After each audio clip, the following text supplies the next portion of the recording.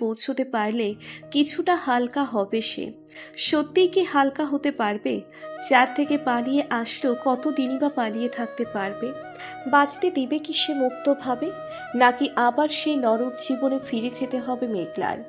ও যদি প্রজাপতি হতো, নির্ছাড়া প্রজাপতি, প্রজাপতির মতো মুক্ত আকাশে ছুটত রঙের খোঁজে, মেঘলার জীবনটা কি রঙিন হবে কখনো?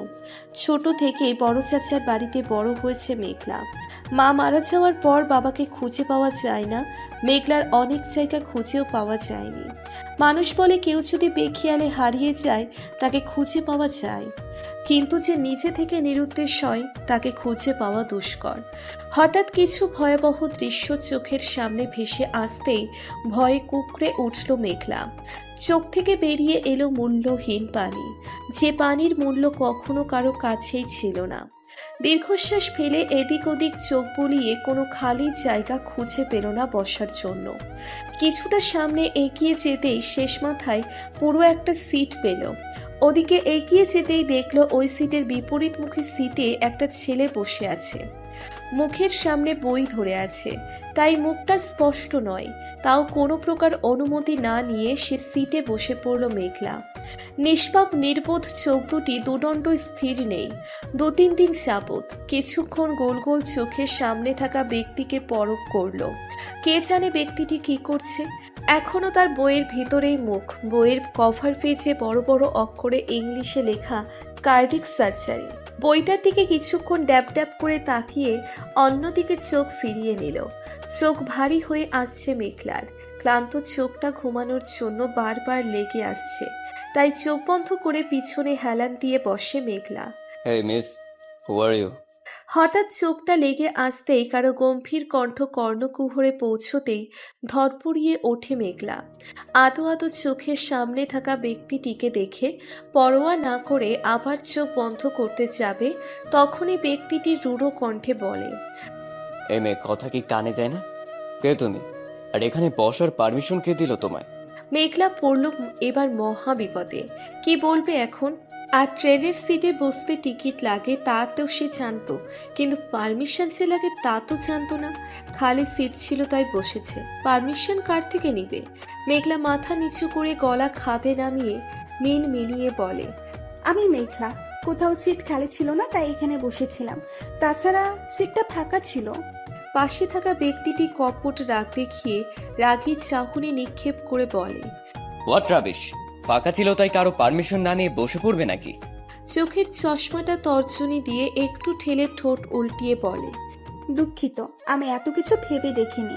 ব্যক্তিটি বিড়বিড় করে বলে, বানাসলেস স্টুপিড কোথাকার। বলে মেঘলার দিকে পরখ করে ব্যক্তিটি। মেঘলার পরনে বিয়ের শাড়ি, সদ্য বিয়ে থেকে পালিয়েছে তা বোধগম্য হলো তার। আজকাল বিয়ে যেমন খেলা হয়ে গেছে, মা বাবার ইচ্ছের দামটুকু দেয় না। Stupid silly girl. বলে নিজের জায়গায় গিয়ে বসলো ব্যক্তিটি। মেঘলার বড্ড রাগ হচ্ছে, তাও কোনো কথা বলল না। ব্যাগটা নিয়ে উঠে ট্রেনের দরজার সামনে গিয়ে দাঁড়ালো মেঘলা। কথা বলতে ইচ্ছে করছে না, কি বলবে?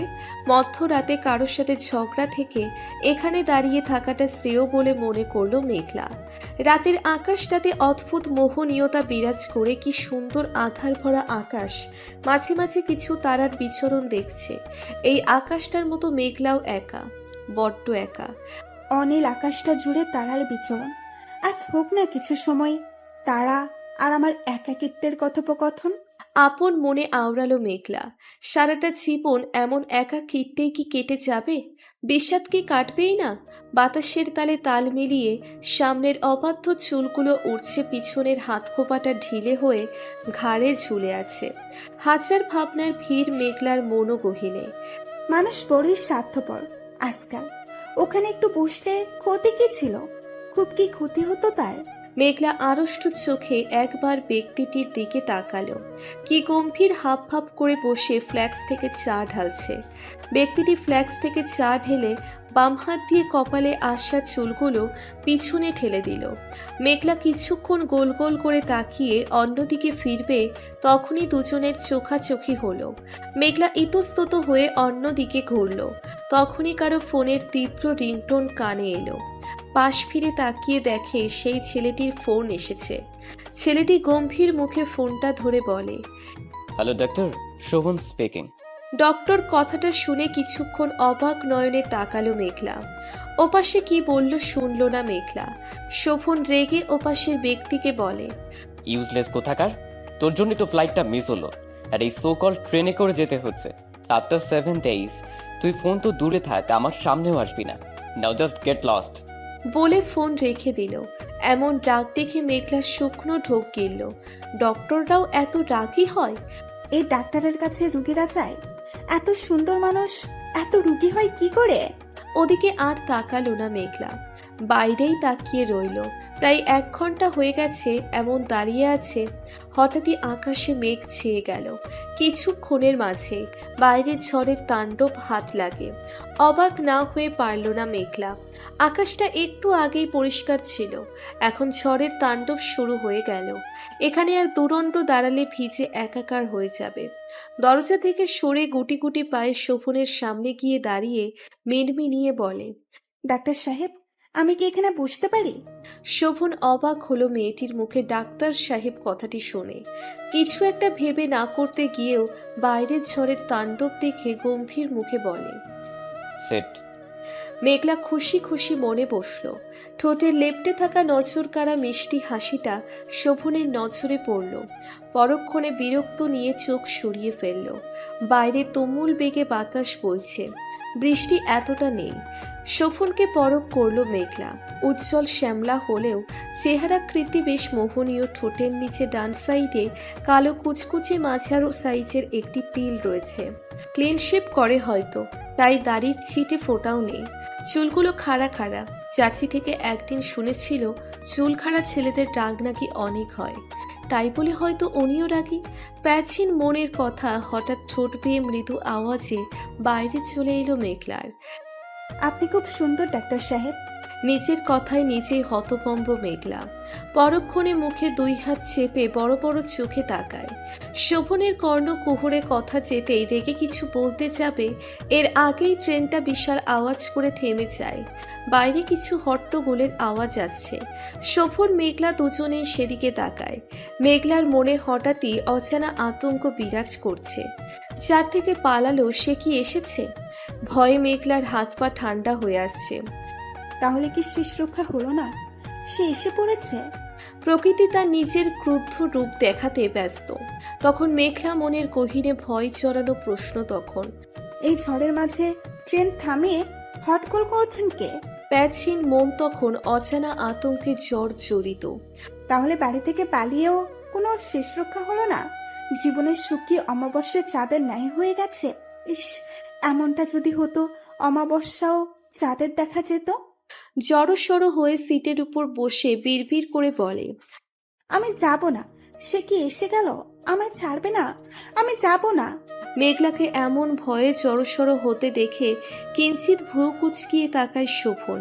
স্টুপিড মেয়েটা এমন করছে কেন? কিসের আতঙ্কে এমন করছে? শোভন ভ্রু কুচকিয়ে অথর চুকল নাড়িয়ে গম্ভীর কণ্ঠে বলে, এই মেয়ে, কি হয়েছে তোমার? এমন ভয়ে কাঁপছো কেন? এই মেয়ে, কি হলো বলো? নিজের প্রশ্নের উত্তর পেল না শোভন। মেঘলা নিজের মতোই ভয়ে কিসব বিড়বিড় করে যাচ্ছে। তার কি আর অন্য প্রশ্ন শোনার খেয়াল আছে নাকি? সে তো নিজের কথাই ব্যস্ত। শোভনের এবার বিরক্ত লাগছে। মাত্রাতিরিক্ত বিরক্ত তা ভর করছে। মেয়েটা এমন কেন? স্বার্থ চিন্তায় ব্যস্ত কেউ যে নিজের সময় ব্যয় করে ওকে প্রশ্ন জিজ্ঞেস করছে, ওই প্রশ্নের দাম দিচ্ছে না মেয়েটা? ভাবে কি নিজেকে? আপন মনে ভাবল শোভন। শোভন যে বড্ড খেয়ালি মানুষ, কোনো কিছু থেকে লক্ষ্য এড়ায় না। তার কাছে তার সময়ের মূল্য হাজার দামি। আর এই মেয়ে কিনা ওর মূল্যবান সময় ব্যয় করে করা প্রশ্নগুলোর দাম দিল না। ঘোর অপরাধ করলো মেয়েটা। আর শোভন কখনো অপরাধীদের বিনা শাস্তিতে ছেড়ে দেয় না। শোভন আবার আড়ষ্ট চাহনিতে মেয়েটাকে পরখ করলো। হঠাৎই মেঘলা বিড়বিড় করতে করতে জ্ঞান হারালো। শোভন ধরতে গিয়েও ধরল না। কেন ধরবে? ধরবে না ভাবল সে। এখানে যদি তৃতীয় কোনো ব্যক্তি থাকতো তাহলে নিশ্চয়ই শোভনের করা এমন অমানবিক নিষ্ঠুর কাণ্ডে অবাক হতো। কোনো ডাক্তার এমন হয়? মেঘলা অচেতন হয়ে সিটের শেষ মাথায় পড়ে আছে, হাতের উপর মাথাটা। অবাধ্য চুলগুলো খুলে পড়েছে, শাড়ির আঁচলটা নিচে পড়ে আছে। শোভন ভ্রুক্ষেপ না করে কোথায় হট্টগোল হচ্ছে তা দেখার জন্য পা বাড়াতেও থেমে গেল। সে তো একজন ডাক্তার, তার কাজে মানুষের প্রাণ বাঁচানো। মেয়েটার সাথে এমন করবে? মেয়েটা তো ট্রমায় ছিল, কিন্তু কিসের এমন ভয় পেল মেয়েটা? শোভন মেঘলার দিকে এগোবে তখনই পেছন থেকে এক মহিলা বলে, এ কি আপনার স্ত্রী? তো মনে হয় জ্ঞান হারিয়েছে। মহিলাটির কথা শুনে রাগ হলো শোভনের, বেজায় রাগ। কোনো কিছু না জেনে একটা বলে দিলে হলো নাকি? তাও রাগটা বহিঃপ্রকাশ করলো না শোভন। রাগ নিয়ন্ত্রণ করে মেঘলার দিকে এগিয়ে যায়। তখন মহিলাটি প্রস্থান করেছে। শোভন পালস চেক করে। মেঘলার মেয়েটা অনেক দুর্বল, আর চেহারায় কেমন ভয়ের ছাপ। দাঁড়িয়ে পাশে থাকা পানির বোতলটা নিয়ে দাঁড়িয়ে থেকেই কয়েক ছিটে পানি ছুড়ে দেয় মেঘলার দিকে। প্রায় খানিকক্ষণ পর পিটপিট করে আঁখি মেলে মেঘলা। ধরপড়িয়ে উঠে আবার জড়সড়ো হয়ে বসে বলে, আমি যাব না, আমি যাব না, সে আমায় মেরে ফেলবে। শোভন প্রশ্নবোধক চাহনি দিয়ে মেঘলার বাহু চেপে বলে, হেই, হোয়াট হ্যাপেন? এমন করছো কেন? কি হয়েছে বলো? কোথায় যাবে না? কি বলছো? কে মারবে? শান্ত হলো না মেঘলা। আগের ন্যায় করে চলেছে শোভনের, ব্যাপারটা বেশ অদ্ভুত লাগছে। মেয়েটাকে নিয়ে এত ভয় পাচ্ছে? কে মারবে? এমন করলে আবার অসুস্থ হয়ে পড়বে। তাই আবার বলে, শ্শ্, চুপ! এমন করছো কেন? দেখো, কিছু হয়নি। কে মারবে তোমায়? এখানে কেউ নেই। মেঘলা আশপাশটা তাকালো, কিন্তু বাইরে হট্টগোল শোনা যাচ্ছেই। শোভনের কথা মতো শান্ত হলেও ক্ষান্ত হলো না মেয়েটা, বিড়বিড় করছে। এবার শোভন চটে গেল। ভারী অদ্ভুত তো, প্রশ্নের জবাব দিচ্ছে না, সাথে কথার অমান্যও করছে। এবার শোভন রেগে জোরে ধমক দিয়ে বলল, হ্যাঁ স্টুপিড গার্ল, কানে কি কথা যায় না? নাকি নাটক করছো? ফুপিয়ে উঠল মেঘলা, কিছু বলল না। বাইরে থেকে এখন একটু বেশি আওয়াজ আসছে, তাই শোভন এখানে আর না দাঁড়িয়ে বাইরের দিকে গেল। কেন ট্রেন থামলো তা জানতে। গুটি গুটি পায়ে শোভনের পিছু পিছু মেঘলাও এলো। তবে আড়ালে দাঁড়ালো, ঝড়ের তাণ্ডব অনেকটা কমেছে। বাইরে এসে জানতে পারলো সামনের ট্রেন লাইনে বড় বড় গাছ ভেঙে পড়েছে। তা দেখে কর্তৃপক্ষ এখানেই থামিয়েছে। তবে এটাও একটা স্টেশন। কিছুক্ষণ আগে মধ্যবয়স্ক একজন ছেলের সাথে পুলিশের মারামারি হয়েছে এখানে। পুলিশ তাকে ধরে নিয়ে গেছে, তারই হট্টগোল ছিল। কানাঘুষায় ছেলেটির নামও জানতে পারল মেঘলা। যা ভেবেছিল তাই হয়েছে। তবে আল্লাহর রহমতে বেঁচে গেছে এই যাত্রায়।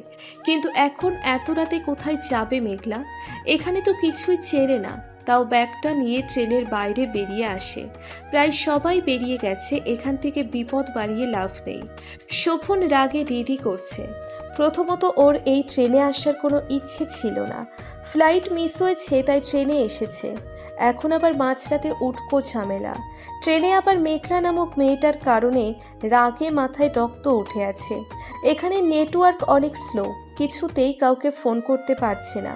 ব্রিফকেসটা টেনে বাইরে এলো শোভন। তখনই বাইরে মেঘলার সাথে চোখাচোখি হলো। মেয়েটাকে দেখলেই বিরক্ত লাগে শোভনের, কারণ অজানা।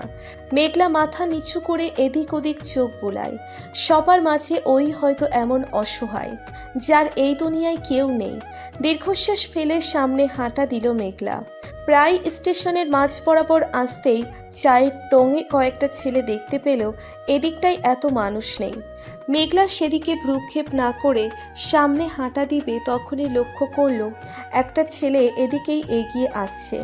মেঘলা পিছনে তাকিয়ে দেখল শোভন কাউকে ফোন করছে। শোভনকে দেখে মেঘলার ঠোঁটে এক চিলতে হাসি ফুটে ওঠে। এখানে আর দাঁড়ায় না, ছুটে শোভনের পাশে গিয়ে দাঁড়ায়। শোভন মেঘলাকে দেখে মুখে বিরক্ত ফুটিয়ে বলল, এই স্টুপিড মেয়ে, এখানে ছুটে আসলে কেন? মেঘলা একবার ছেলেটার দিকে তাকিয়ে শুকনো ঢোক গিলে বলল, ডাক্তার সাহেব, আপনার সাথে আমায় নিবেন? আমি খুব একা, প্রমিস করছি ঢাকা গেলে আপনার মুখোমুখিও আর হব না। শোভন বিরক্ত হলো মেঘলার কথায়। মেয়েটা কি বলছে? মাথাটা একেবারে গেছে নাকি? এই ইরিটেটেড মেয়েকে শোভন সাথে নিবে? কখনোই না। শোভন রেগে বলে, হোয়াট ডিড ইউ সে? আমি তোমাকে আমার সাথে নিব? কখনোই না। ম্যানাসলেস স্টুপিড গার্ল কোথা থেকে আবার পালিয়ে এসেছো? যত সব উটকো ঝামেলা। সরো আমার চোখের সামনে থেকে। Just get lost. শোভনের কথায় বেশ অবাক হলো মেঘলা। এত নির্দয় মানুষ হয়? আজকাল মানুষ বড়ই স্বার্থপর। মেঘলা আবার বলে, প্লিজ ডাক্তার সাহেব, আমাকে সাথে নিন না। এত স্বার্থপর কেন হচ্ছেন?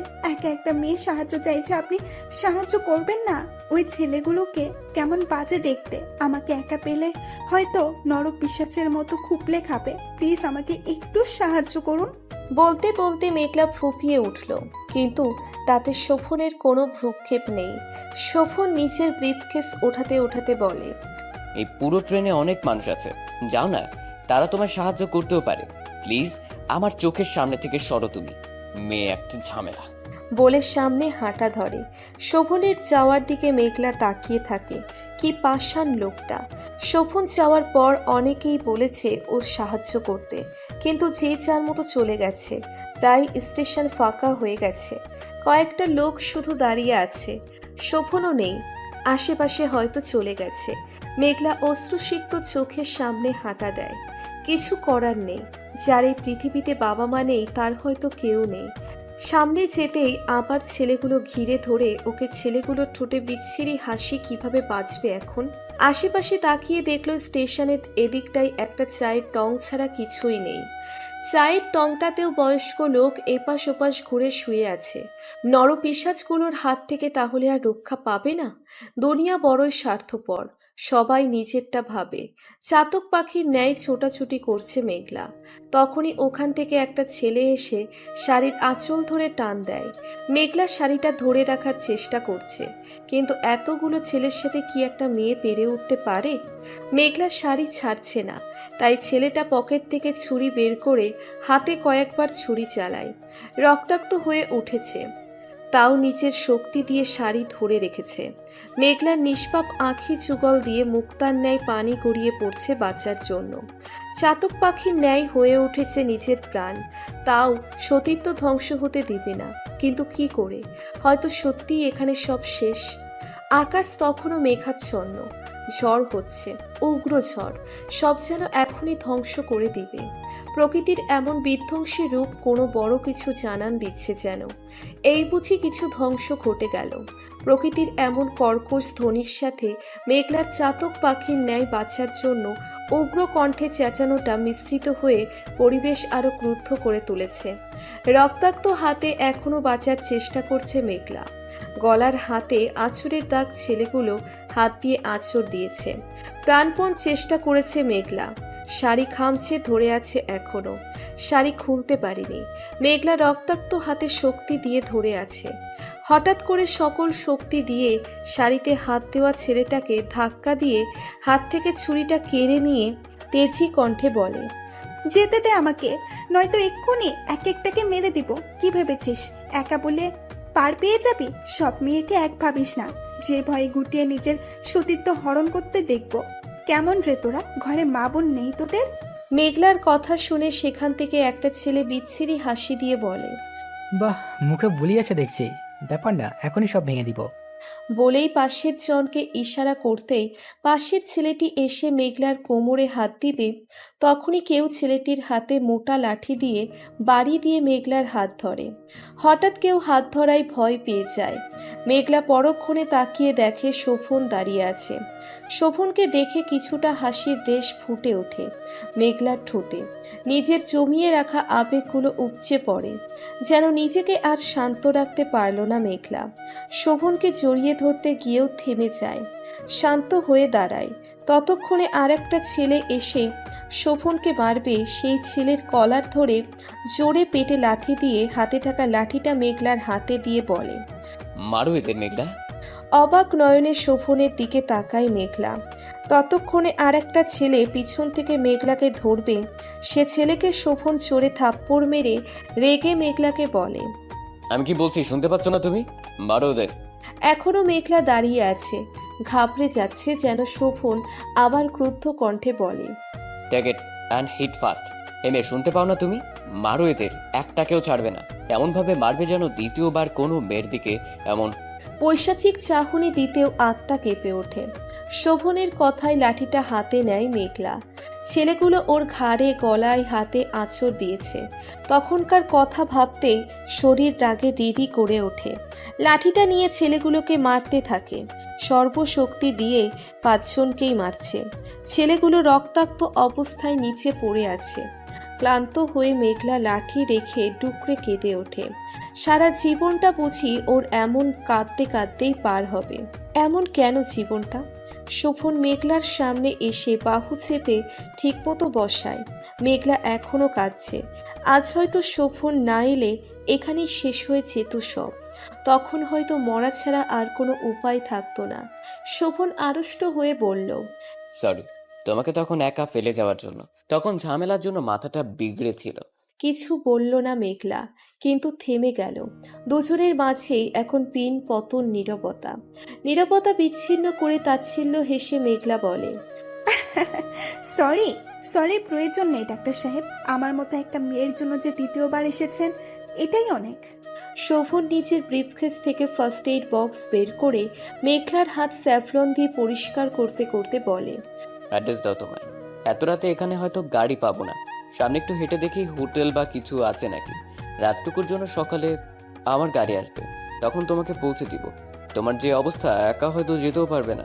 মেঘলা বেশ অবাক হয়ে শোভনের দিকে তাকালো। অনেকটা সামনেই বসে ওর হাত আর গলার দাগগুলোতে মলম লাগাচ্ছে। মেঘলা কিছুক্ষণ চুপ থেকে স্মিত কণ্ঠে বলল, ঠিকানা আপনি আমাকে ঢাকা অব্দি পৌঁছে দিলেই হবে। শোভন এবার চটে যায়। মেয়েটা বড্ড ফাজিল তো। দেখলো তো গ্রাম থেকে এসেছে, তাও বিয়ের পোশাকে পালিয়ে যে এসেছে এটাতে কোনো সন্দেহ নেই। শোভনের তাহলে ঢাকা কেন যাবে বাড়ি না গিয়ে? শোভন রূঢ় কণ্ঠে বলে, গ্রামে নিজের বাড়ি না গিয়ে ঢাকা যাবে কেন? অ্যাড্রেস দাও। তোমার বাড়ি কোথায়? বাবা মা তোমার জন্য চিন্তা করছে না? কেমন মেয়ে তুমি? বাবা মায়ের ইচ্ছের দাম না দিয়ে এমন বিয়ের সাথে পালালে? বাজে স্টুপিড মেয়ে একটা। মেঘলা তাচ্ছিল্য হেসে বলে, ডোন্ট জাজ এ বুক বাই ইটস কভার। বলেই মাথা নোয়ালো মেঘলা। ব্যাপারটা শোভন বুঝল না। মেয়েটা কি উদ্দেশ্য করতে চাইলো? মেয়েটা এমন কেন? মেয়েটা বেশ রহস্যময়। হাতটা ব্যান্ডেজ করে ব্রিফকেসে ফার্স্ট এইড বক্সে রাখতে রাখতে শোভন ভ্রু উঁচিয়ে বলে, হোয়াট ডিড ইউ সে? মেঘলা তাচ্ছিল্য সুরে বলে, বাজে মেয়ে কাউকে না জেনে সবটা বিচার করবেন না ডাক্তার সাহেব। আর আমার জন্য চিন্তা করার মতো কেউ নেই। বলে কোনো মতে ওঠার চেষ্টা করলো শোভন। ততক্ষণে উঠে বাহু চেপে ধরে উঠাতে সাহায্য করতে করতে বলে, মানে বুঝলাম না।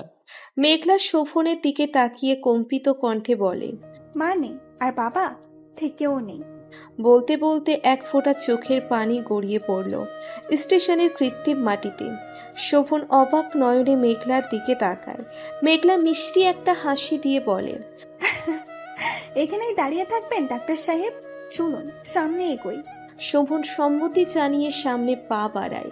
মেয়েটার ব্যাপারে এখনো খোলসা হতে পারল না শোভন।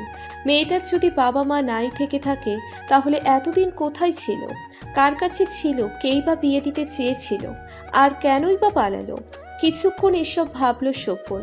পরক্ষণে নিজের উপরই বিরক্ত হলো। কেন ভাবছে এই স্টুপিড মেয়েটার জন্য? হয়তো কেউ ভালোর জন্যই বিয়ে দিতে চেয়েছিল। পালিয়ে এসেছে ভাবল শোভন। দুজনে হাঁটতে হাঁটতে প্রায় অনেকটা পথ এসে পড়েছে।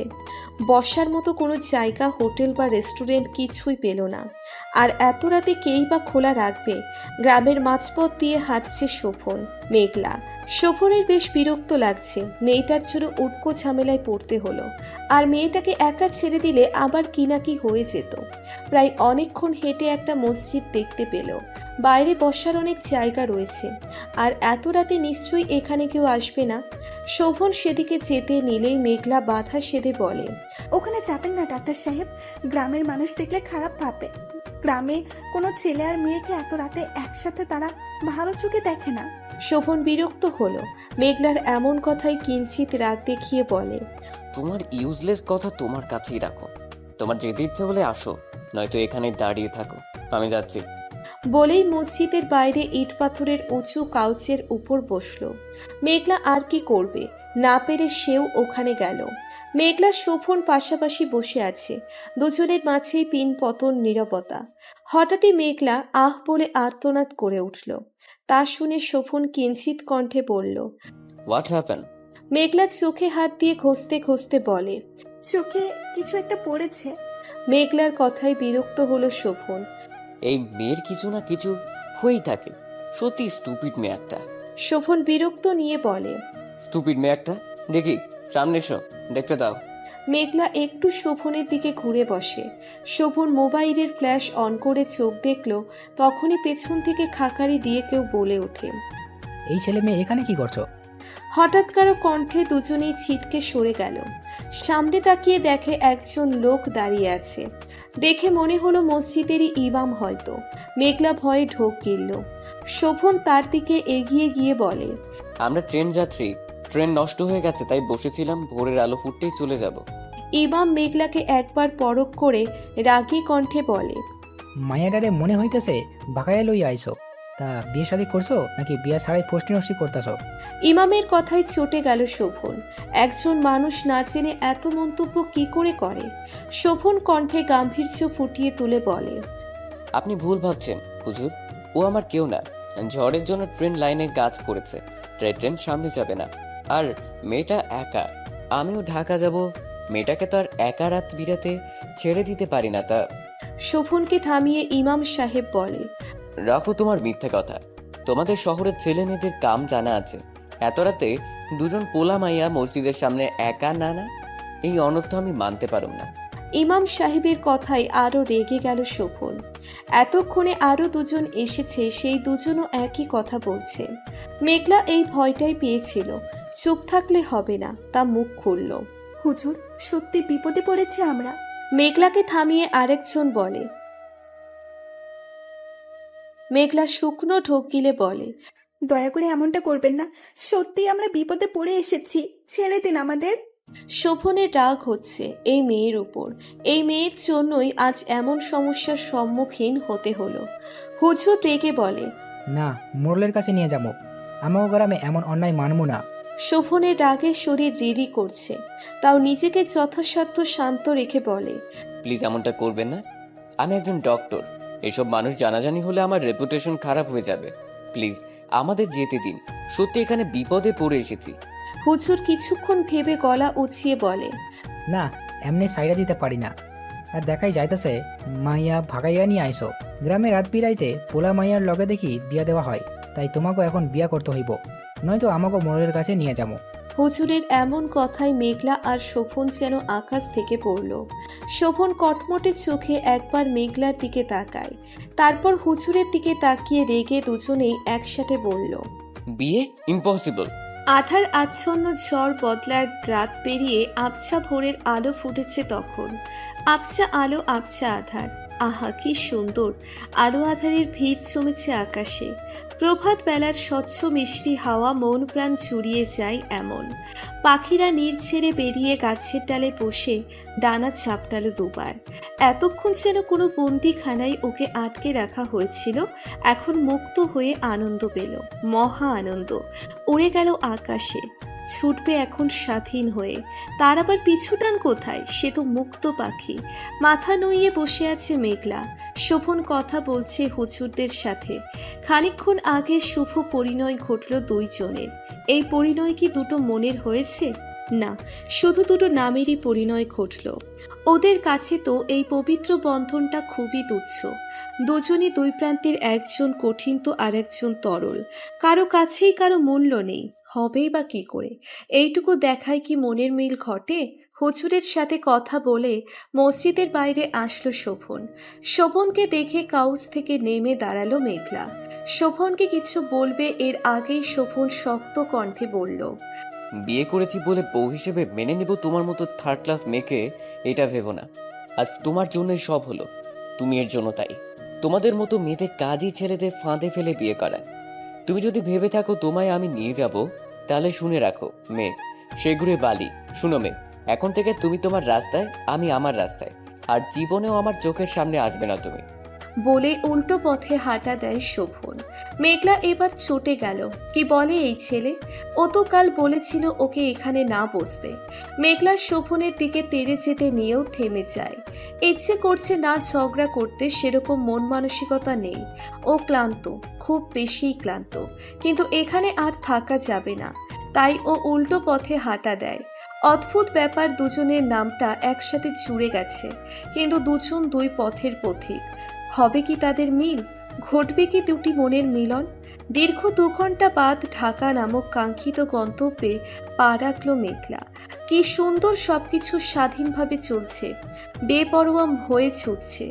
আচ্ছা, ও কি এমন স্বাধীনভাবে চলতে পারবে, নাকি আবার সেই না, সেই কালো স্মৃতি আর মনে রাখবে না মেঘলা। জীবনের কালো অধ্যায় মুছে এবার সে এগোবে। কি অদ্ভুত জীবনের নিয়ম, কি অদ্ভুত নিয়তি। বিয়ে থেকে পালিয়েছে, অথচ মাঝ রাস্তায় সত্যিই বিয়ে হয়ে গেল। এটাই বুঝি তাকদীর, এটাই বুঝি নিয়তি।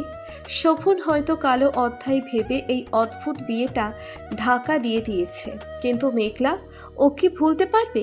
মেঘলার মনে যে গেঁথে গেছে, ও তো পবিত্র সম্পর্কে বিশ্বাসী। আচ্ছা, বিয়ে নামক বন্ধনটা কি ভোলা যায় এতই সহজ? আকাশটা আবার আধারে ঘনিয়ে যাচ্ছে। এই বুঝি বৃষ্টি নামবে। মেঘলা ধানমন্ডি নামক এলাকায় আসলো মাত্র। এই শহরটা ওর চেনা, মামার বাড়িতে আসতো প্রায়ই, কিন্তু এখন সে যাবে না। সে ওখানে গিয়ে অন্যের ঘাড়ে ঝামেলা হবে। কিন্তু শরীরটা আর চলছে না, তাই একটা ইটের কাউচে বসে আকাশ পানে তাকালো মেঘলা। কাকটা কাকা করে হাঁক ছেড়ে একটা গাছের ডালে বসলো। কাকটা 2-3 বার শরীর ঝেড়ে মুখ দিয়ে দুপাশের ডানা চুলকিয়ে এদিক ওদিক তাকালো, তারপর আবার কাকা করতে করতে উড়ে গেল। হঠাৎ ঝুম বৃষ্টি শুরু হয়ে গেল। নেমে সেই লাল শাড়িটা স্যাঁতসেঁতে ভিজে গেল। সেদিকে ভ্রুক্ষেপ করল না মেঘলা। এই বৃষ্টির ফোঁটাগুলো ওর একাকিত্বতে মোচন করছে, তার একাকিত্বের সঙ্গ দিচ্ছে। নয়তো এই শহরে আছে কে ওর? এই মেয়ে, ভিজছো কেন? ঠান্ডা লেগে যাবে তো। হঠাৎ অচেনা মেয়েলি কণ্ঠে পাশ ফিরে তাকালো মেঘলা। একটা মেয়ে দাঁড়িয়ে আছে ছাতা নিয়ে, এবং সে ছাতা দিয়ে ওকেও ঢেকে রেখেছে। মেঘলা মেয়েটার কথাই ইতস্তত হয়ে বলল। এখনই বসেছিলাম, কিন্তু বৃষ্টি এসে ভিজিয়ে দিল। মেয়েটা ভ্রু কুঁচকে মেঘলাকে পরখ করে বলল। বাড়ি কোথায় তোমার? আর এই বিয়ের শাড়ি পরে এখানে কি করছো? মেঘলা কৃত্রিম হেসে বলল। আমি ঢাকা আসলাম সবে, এখানে আমার কেউ নেই। বৃষ্টিটা থেমে গেলেই আশেপাশে একটা থাকার জন্য রুম খুঁজবো। বেশ অবাক হলো মেঘলার কথায় মেয়েটি। মেয়েটি বলে। তুমি একা? তোমার সাথে কেউ নেই? মেঘলা আনমনে বলে। একা, কেউ নেই আমার। আচ্ছা, এখানে কোথায় ভালো ঘর পাওয়া যায় তুমি জানো? আমার একটা ঘরের খুব প্রয়োজন। মেয়েটি আর প্রশ্ন করলো না, কিছু একটা ভেবে মেঘলার কাছে গিয়ে হাত ধরে বলে। চলো আমার সাথে। বলেই হাত ধরে হাঁটতে থাকে। মেঘলা বেশ ইতস্তত হয়ে যায়। এই মেয়ে আবার কোথায় নিয়ে যাচ্ছে? মেঘলা কিছু বলবে এর আগেই মেয়েটি থামিয়ে বলে। ভয় নেই, আমার সাথে আসতে পারো তুমি। আমার ফ্ল্যাটে একটা রুম খালি আছে, তুমি আমার সাথে থাকতে পারো। অবাক হলো মেঘলা। আজকাল এমন মানুষও আছে? গাড়ির ফ্রন্ট সিটে মেঘলাকে বসিয়ে ড্রাইভিং সিটে বসলো মেয়েটি। তারপর গাড়ি স্টার্ট দিতে দিতে বলে। মনে তো হচ্ছে বিয়ে থেকে পালিয়ে এসেছো। তা তোমার প্যারেন্টস চিন্তা করছে না? মেঘলা তাচ্ছিল্য হেসে বলে। কেউ নেই আমার। মেয়েটি কিছুক্ষণ অবাক চোখে তাকিয়ে মিনিয়ে বলে। সরি, আমি বুঝতে পারিনি। কোথায় থাকতে তুমি? আর পালিয়েছো কেন? মেঘলা এড়িয়ে গেল কথা পাল্টানোর জন্য বলল। আপনি আমাকে না জেনেই নিজের ফ্ল্যাটে নিয়ে যাচ্ছেন কেন? মেয়েটি মুচকি হেসে বলল। কিছু কিছু মানুষকে জানার জন্য তার সবটা জানতে হয় না, মুখ দেখেই বোঝা যায়। তা কি করবে ভাবছো? মেঘলা মেয়েটির দিকে তাকিয়ে মুচকি হেসে বলে। দেখি একটা জব পাওয়া যায় কিনা। নার্সিং কোর্স করছিলাম, কোনো হসপিটালে নার্স হিসেবে দেখি জব পাই কিনা, নয়তো অন্য কিছু ভাবতে হবে। মেয়েটি হেসে বলে। ও গ্রেট, আমার ফ্রেন্ড এর হসপিটাল আছে, তুমি চাইলে সেখানে কথা বলে দেখতে পারে। ওরা কথা বলতে বলতে মেয়েটির বাড়ির সামনে এসে গাড়ি থামে। গাড়ি পার্ক করে দুজনেই নামে গাড়ি থেকে। মেঘলা আবেগপ্রবণ হয়ে মেয়েটিকে জড়িয়ে ধরে বলে। ধন্যবাদ আপু, তুমি একটা অচেনা মেয়ের জন্য এত কিছু ভাবছো। আমার এত উপকার করার জন্য ধন্যবাদ তোমায়। মেয়েটি মলিন হেসে বলে, আপু বলছো, আবার ধন্যবাদও দিচ্ছ। কারোর জন্য যে কিছু করতে পারছি এটাই আমার কাছে অনেক। কিন্তু এখানে জানতে পারলাম না আমি পালিয়েছো কেন? মেয়েটির কথায় মেঘলা মুখ মলিন করে বলে, চাচা জোর করে বিয়ে দিচ্ছিল, সেখান থেকেই পালিয়ে এসেছি। মেয়েটি কিছু একটা ভেবে বলে। শুধু এই কারণ নাকি? মেয়েটিকে থামিয়ে মেঘলা কথা এড়ানোর জন্য বলে, তোমার নামটাই তো জানা হয়নি আপু, তোমার নাম কি? মেয়েটি ব্যাপারটা বুঝতে পারে, পরক্ষণে হেসে বলে। আহানা, তোমার নাম কি? মেঘলা মুচকি হেসে তার নামটি বলে। এখানে তো আসলো মেঘলা, কিন্তু সত্যিই কি মুক্তভাবে বাঁচতে পারবে? পালিয়ে পালিয়ে আর কত দিন কাটাবে? সে যদি ওর মুখোমুখি হয় আর তো তখন কিছু করার থাকবে না, আবার তার খাঁচায় আটকে রাখবে। প্রায় অনেকক্ষণ কেটে গেছে, রাত তখন 10টা বাজে। ফুরফুরে হয়ে সোফায় বসে আহানার সাথে আড্ডা দিচ্ছে মেঘলা। প্রায় বছর খানেক পর এমন কারোর সাথে কথা বলছে। আহানার সেই বন্ধু আসবে, আহানা আসতে বলেছে মেঘলার ব্যাপারে কথা বলার জন্য। তার জন্যই দুজনে এখানে বসে আছে। হঠাৎই মেঘলার মনটা ভার হয়ে আসে। যতই ভুলে থাকার চেষ্টা করুক, দিন শেষে একবার হলেও বিয়ে নামক কথাটা মনে পড়বে। তা ভেবে দীর্ঘশ্বাস ছাড়ল মেঘলা। হঠাৎ ডোরবেলের আওয়াজে ধ্যান ভাঙে দুজনের। আহানা হেসে বলে, হয়তো এসে পড়েছো, আমি দেখছি। বলে উঠতে নিলেই মেঘলা বলে, আমি দেখছি, তুমি বসো। বলে ও নিচে উঠে দরজা খুলতেই চমকে উঠে কিঞ্চিত গলা উঁচিয়ে বলে, আপনি? হঠাৎ অনাকাঙ্ক্ষিত তাজ্জব বনে গেল যেন দুজনে। কোনোভাবেই কেউ কারো চোখে আস্থা করতে পারছে না। আচ্ছা, ভ্রম নয় তো? কিন্তু সব রেখে সেই অনাকাঙ্ক্ষিত মানুষকেই দেখবে কেন? দরজার এপাশে এবং ওপাশে দুজনই ভাবনার জগৎ বুনছে। হঠাৎ তখনই দুজনের ভাবনায় ফোড়ন কেটে আহানা দরজার সামনে এসে বলে, তোমরা কি দুজন দুজনকে চেনো? না মানে এমন অবাক হয়ে গেলে দুজনেই, তাই বললাম। দরজার ওপাশে শোভন রেগে আহানাকে বলে। আহানা, এই মেয়েটা এখানে কি করছে? আহানা কিঞ্চিত অবাক হয়। একবার মেঘলার দিকে একবার শোভনের দিকে তাকিয়ে বলে, তুই ওকে চিনিস ভাই? শোভন নিজের রাগটা দমিয়ে রাখে। পরক্ষণে নিজেকে সামলে স্বাভাবিক হয়ে না চেনার ভান করে বলে, না তো, একে আমি চিনবো কি করে? তাই তো জিজ্ঞেস করলাম তোকে। এই মেয়েটা এখানে কি করছে? আর কে এই মেয়ে? আহানা আশ্বস্ত হয়ে বলে। ও, আমি তো ভাবলাম তুই ওকে চিনিস। আচ্ছা আয়, ভেতরে আয় বলছি। শোভন ভেতরে আসলো। শোভনের চেহারাকৃতি স্বাভাবিক থাকলেও মেঘলা এখনো ড্যাব ড্যাব করে তাকিয়ে আছে। শোভন আড়ষ্ট হয়ে তাকালো মেঘলার দিকে। মেয়েটা বাচ্চাদের মতো মুখ করে ড্যাব ড্যাব চোখে তাকিয়ে আছে। মেয়েটা এমন কেন? চোখ ফেরালো শোভন। মেঘলার এমন ভাব ভাব বিরক্ত লাগে, বড্ড বিরক্ত। মেঘলা ওখানে দাঁড়ালো না আর, ওর রুমে চলে আসলো। আসার আগে জানতে পারলো শোভনই আহানার বেস্ট ফ্রেন্ড, যাকে আহানা ভাই বলে ডাকে। ওরা বাইরে কথা বলছে, তাই চলে এলো। লোকটাকে ওর প্রথম থেকেই ভয় করে, কেমন কেমন ধমক দেয়। আচ্ছা, ডাক্তারদের কি এমন হওয়া সাজে? আচ্ছা, এমন রাগী ডাক্তারের কাছে কেউ যায়? হার্টের ডাক্তার তাও। এই রাগী ডাক্তারকেই নিয়তি মেঘলার স্বামী বানিয়ে দিল। বারান্দায় এসে বসলো মেঘলা। খাওয়া হয়েছে শোভন আসার আগে। এখন বেশ শান্তি শান্তি লাগছে মেঘলার। মুক্ত লাগছে নিজেকে, কিন্তু জানে না কতদিন এমন শান্তি থাকতে পারবে। যত দিনই হোক, ওই পর্যন্ত না হয় মুক্ত পাখির মতো ডানা মেলে উড়ল, জীবনটা উপভোগ করলো। ক্ষতি কি তাতে? রাতের আকাশটা কি মসৃণ, তবে একটাও তারা নেই। কোনো দিকেই কোনো আলোর রেশ নেই, কেমন আধার আর আধার। ভয় হয় মেঘলার এমন আধার আচ্ছন্ন রাত দেখে। ওর জীবনটাও এমন আধার মাখা। হঠাৎ নিচে চোখ পড়তে সেই অনাকাঙ্ক্ষিত মানুষটিকে দেখতে পায়। শোভন চলে যাচ্ছে, মাত্র গাড়িতে উঠল। মানুষটি বড়ই অদ্ভুত, দেখলে কেউ বুঝবেই না মানুষটা এত রাগী। কাল রাতের মতোই আজ রাতেও ঝড়ের তাণ্ডব শুরু হলো আবার। মেঘলার মাথায় চিন্তা ভর করলো। আচ্ছা, মানুষটা বাড়ি পৌঁছেছে তো ঠিক মতো? নিষ্পাপ মনের চিন্তা কপালে ফুটে উঠল। বারান্দায় দাঁড়িয়ে থেকে ভিজে যাচ্ছে প্রায়, তাই রুমের দিকে অগ্রসর করল। অদ্ভুত তো, লোকটার জন্য কেন মেঘলার চিন্তা হচ্ছে? নিজের এমন হাস্যকর চিন্তা দেখে হাসল মেঘলা। তাচ্ছিল্য হাসি। বিয়ে নামক বন্ধনটার বুঝি এতই টান? হঠাৎ বউদের মতো চিন্তা ভাবনা আসছে মাথায়। যে বিয়ে কেউ মানেই না, তাই কেউ কারো কথা ভাবাও উচিত না হয়তো, কিন্তু মানে না বললেই কি অমান্য করা যায়? পবিত্র একটা বন্ধন। দীর্ঘশ্বাস ছাড়ল মেঘলা। আচ্ছা, লোকটাও কে কাজ দিবে তো? এই শোভনকে নিয়ে ভরসা নেই মেঘলার। যা রুক্ষতার ব্যবহার, হয়তো ওর কথা শুনলে নাও দিতে পারে। তখন কি করবে? কোথায় কাজ পাবে? আধার কাটেনি এখনো। মিষ্টি আজানের ধ্বনি শোনা যাচ্ছে, দু একটা পাখির কিচির মিচির করছে। কি মিষ্টি ধ্বনি! প্রায় অনেক দিন পর শান্তির ঘুম দিয়েছিল মেঘলা। আজান শুনেই উঠল সবে। নামাজ পড়ে বারান্দায় এসে দাঁড়ালো মেঘলা। সকালের আকাশটা যেন মুগ্ধ। কাল যদি আহানা ওর অ্যাপার্টমেন্টে না নিয়ে আসতো, কাল কোথায় ঘর পেত বা কোথায় থাকতো তা মেঘলার অজানা। আহানা সত্যিই বেশ খোলসা মনের, কিন্তু মেয়েটার মনেও কোনো কষ্ট রয়েছে, তা কাল কথা বলেই বুঝতে পেরেছে।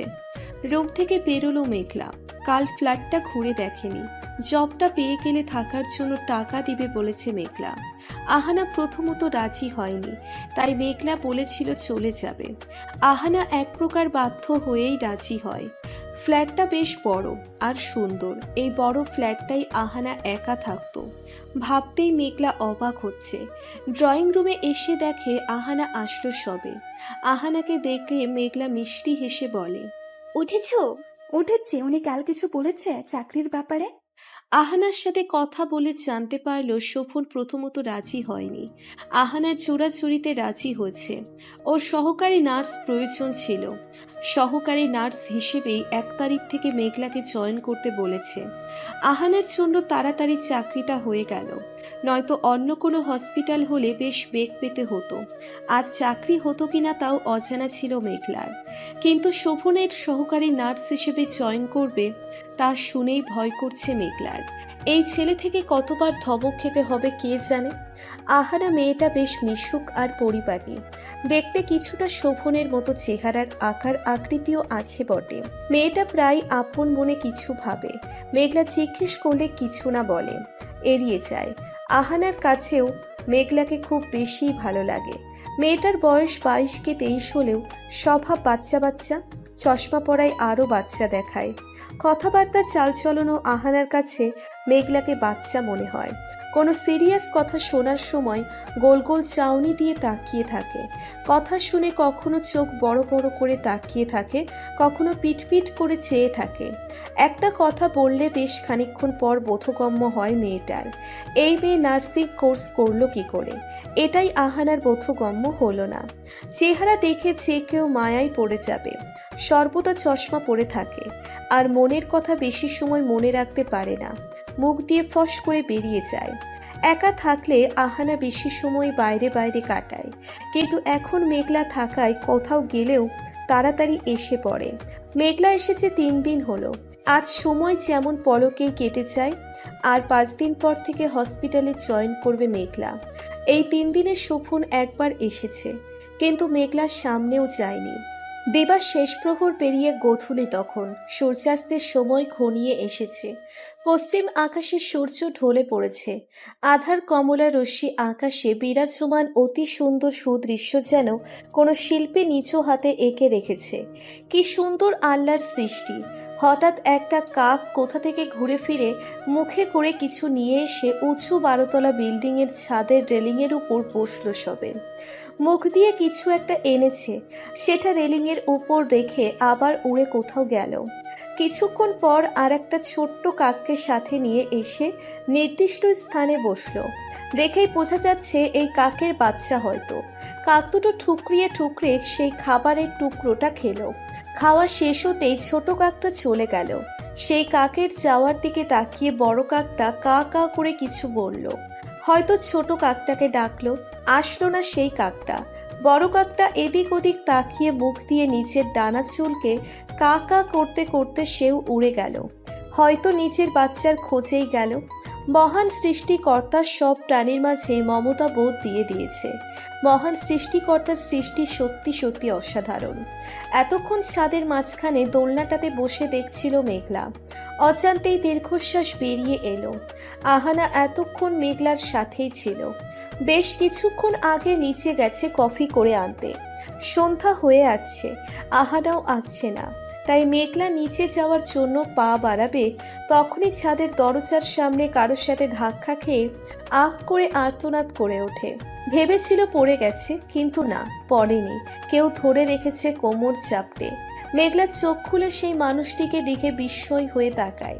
পরপর দুবার শুকনো ঢোক গিলে আপন মনে বলে, মেঘলা, তুই শেষ। গোধূলির তখন শেষ প্রহর চলছে। আকাশে আলোর রেশ একেবারে নিভে নিভে এসেছে। আরেকটু পর আকাশপানে নেমে আসবে ঘন আধার মাখার রাত। কুম্ভকর্ণের মতো বেপরোয়া ভাব নিয়ে পকেটে হাত গুজে দাঁড়িয়ে আছে শোভন। নিচেই কোমর চেপে বসে আছে মেঘলা। তখন পড়ে যাওয়ার সময় শোভনই ধরেছিল, কিন্তু যখন দেখলো মেঘলা ছিটকে নিচে ফেলে দিয়েছিল, ছিটকে ফেলায় অনেকটা ব্যথা পেয়েছে মেঘলা। মেঘলাকে এমন নিচে পড়ে থাকতে দেখে আহানা এসে বিচলিত হয়ে বলে, আরে কি হলো, তুই পড়লি কি করে? বলেই বাহু চেপে উঠিয়ে দোলনায় নিয়ে বসায়। মেঘলা শোভনের দিকে কটমটে দৃষ্টি দিয়ে তাকিয়ে আহানাকে বলে, এই যে তোমার কুম্ভকর্ণের মতো ভাইটার জন্য চোখ পকেটে নিয়ে ঘুরে পাশে তাকাইও না। রাগ হলো শোভনের। মেঘলার কথায় এই মেয়েটা সত্যি একটা ঝামেলা, উটকো ঝামেলা। যেখানে চাই ঝামেলা বাঁধায়। নিচে দেখে হাঁটেনি, আবার ওর উপর দোষ চাপাচ্ছে। কত বড় স্টুপিড। শোভন রেগে তেড়ে এসে মেঘলার সামনে দাঁড়িয়ে বলে, ম্যানাজলেস মেয়ে, এত সাহস পাও কি করে আমার ঘাড়ে দোষ চাপাবার? তখন তোমার চোখ কোথায় ছিল? নাকি ছেলে দেখলেই ঘেঁষাঘেঁষি করতে ইচ্ছে করে? শোভনের এমন কথা শুনে এবার আহানার কিঞ্চিত খারাপ লাগলো। শোভনের রাগ সম্পর্কে ওর ধারণা আছে, কিন্তু এইটুকু ব্যাপারে মেঘলার সাথে এমন করে কেন কথা বলবে? এখানে কারোরই দোষ নেই, দুজনেরই বেখেয়াল ছিল। এতদিন মেঘলার সাথে থেকে এটা অন্তত বুঝেছে মেয়েটা খারাপ নয়, বেশ নম্র ভদ্র। মেঘলা কিছু বলবে এর আগেই আহানা মেঘলাকে থামিয়ে শোভনকে উদ্দেশ্য করে বলে ওঠে, আহ ভাই, তুই এমন কথা বলছিস কেন? ও মোটেও এমন নয়। এমন করিস না মেয়েটার সঙ্গে, ও দেখতে পায়নি হয়তো। তারপর একটু থেমে মেঘলাকে বলে, ব্যথা করছে তোর? মেঘলা তাচ্ছিল্য কণ্ঠে বলে, এইটুকু আমার জন্য কিছু না আপু। আহানা তাও মেঘলার কথায় পাত্তা না দিয়ে চিন্তিত কণ্ঠে বলে, কোমরেও তো ব্যথা পেয়েছিস, আর হাত অনেকটা ছিঁড়ে গেছে। ভেবেছিলাম ছাদে বসে আড্ডা দিব, তাই ওকে আনলাম। ওর সাথে তো তোর কথাই হয়নি। এমনি সময়ও ব্যস্ত থাকে, পাওয়াই যায় না। কিন্তু আজ আসলো, কি হয়ে গেল বলতো? আর তুই ওর কথাই কিছু মনে করিস না, ও এমনই। মেঘলা ইতস্তত হয়ে বলে, আপু, আমার কিছু হয়নি, তুমি বিচলিত হইও না। এইটুকু কিছুই না, আমি বরং নিচে চলে যাচ্ছি, তোমরা আড্ডা দাও। আহানা কিঞ্চিত কণ্ঠে চেঁচিয়ে বলে, মোটেও না, তুইও থাকবি। তুই বস, আমি ফার্স্ট এইড বক্সটা নিয়ে আসি। বলেই আহানা নিচের দিকে পা বাড়ালো। শোভন বিরক্ত নিয়ে অন্য সাইডে গিয়ে দাঁড়ালো। মেঘলার সামনে দাঁড়ালেই ওর রাগ হয়। এই মেয়েটা যেমন আঠার মতো চিপকেই আছে, সরছেই না। কদিন পর থেকে আবার সারাক্ষণ ওর সাথেই থাকবে। ভাবতেই রাগে শরীর রিরি করে উঠছে। মেঘলাকে দেখলেই শোভনের সেদিন রাতের কথা মনে পড়ে রাগ হয়। ও বিয়ে নামক সম্পর্কটা অনেক সম্মান করে, আর ও কখনোই এমনটা চায়নি। আর এমন মেয়েকে তো চাইনি। আর ওর মায়ের কথা ছাড়া কখনো কিছু করেওনি, আর করবেও না। তাই ওই দিন যা হয়েছে ভুলে যেতে চায়, কিন্তু পারছে কই।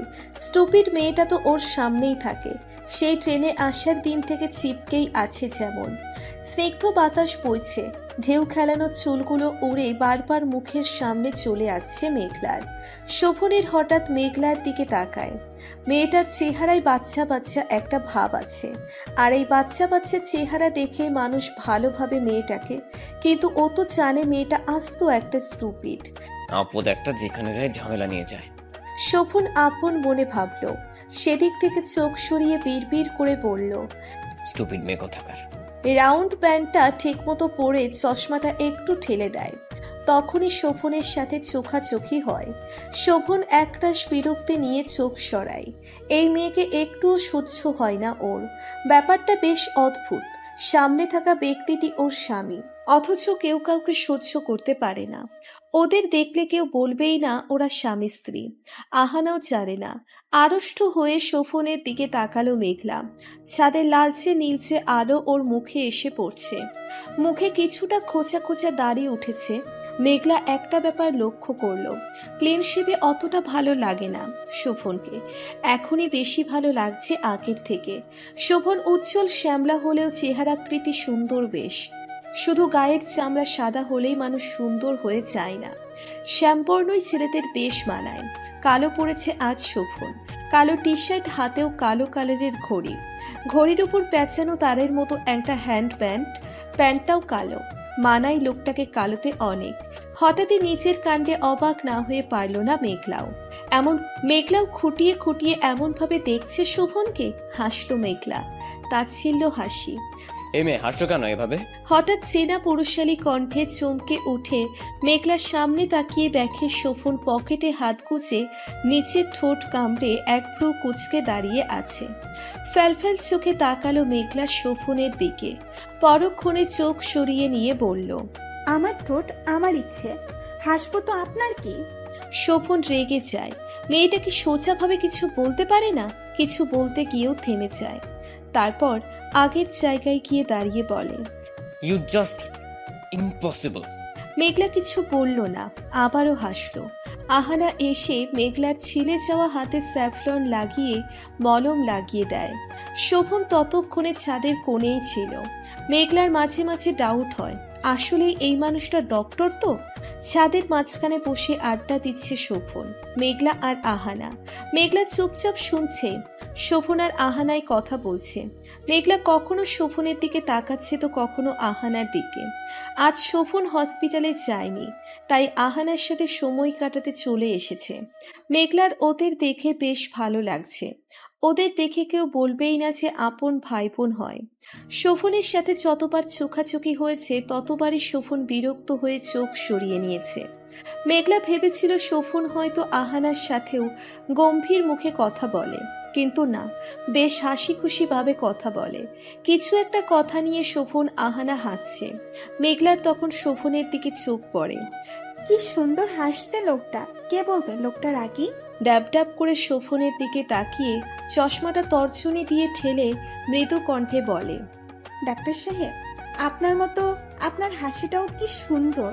কর্ণকুহরে মেঘলার এহেন কথা যেতেই আহানা আর শোভন দুইজনেই বিস্ময় চোখে তাকায় মেঘলার দিকে। শোভনের বেশ রাগ হয়। মেয়েটা সত্যিই ফালতু, নয়তো কোনো ছেলেকে ভালো কোনো মেয়ে এমন কথা বলে? নিজের কথা শুনে নিজেই নিজের মুখ চেপে ধরে মেঘলা। ও সত্যিই দিন দিন ঠোঁট কাটা হয়ে যাচ্ছে।